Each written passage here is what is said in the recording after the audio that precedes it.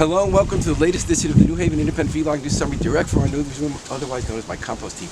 Let's see what stories are working on this hour. We got New Haven t-shirts. I love New Haven t-shirts. Like, remember Snappy the Turtle? When that was Edgewood School's logo before they had to get macho because they got middle schoolers. New Haven Independent.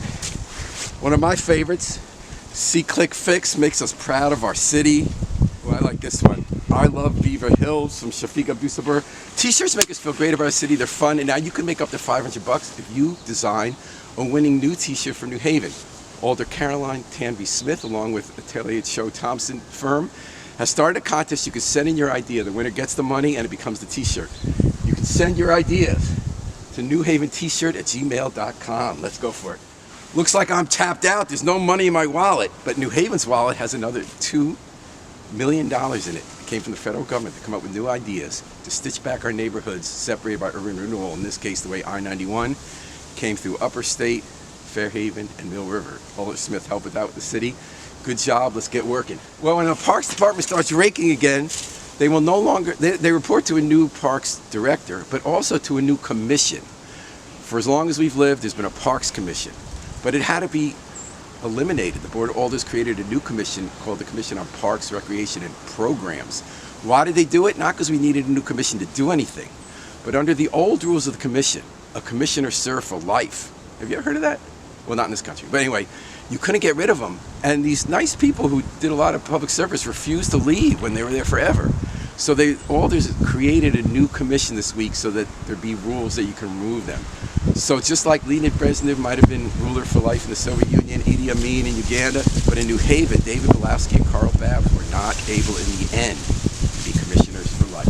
Meanwhile, when Public Works and Parks and Cops and Fire, when our line departments go to work, they're going to have a new deputy mayor to report to. The mayor has appointed Justin McCarthy, our new chief administrative officer. That's the deputy mayor for line departments. You didn't hear much about this. I mean, we heard the news, but it wasn't a big deal because it was different from the last appointment. Last time the mayor brought in someone from that horrible state police agency that actually sicks deadly dogs on peaceful protesters and doesn't even think it's wrong, who wasn't from here, didn't even know about the Freddie Fixer parade. And then we even tried passed the city law specifically so that person wouldn't have to live in New Haven, and we still couldn't keep him. McCarthy has worked himself up through the ranks of the fire department, worked with everybody, knows the city, is from here, and I think he's going to do great. Well, here's a big book, the Independent Print Archives from '86, but the biggest book is Facebook.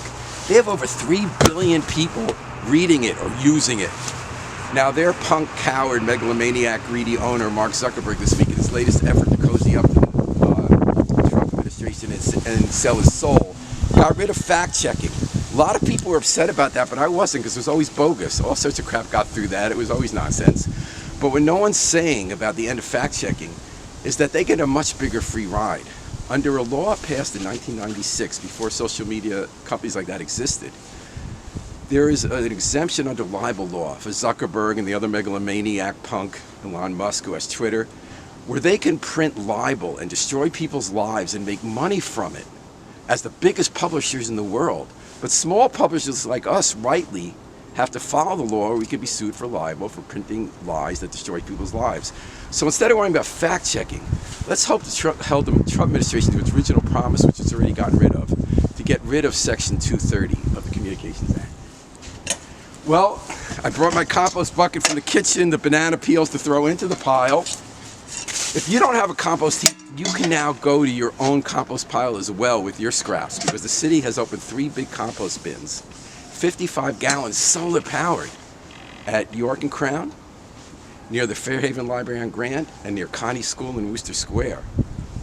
So we can all follow the rule that this is the New Haven Independent Vlog News Summary. Until next time, please remember to always take out and compost your trash.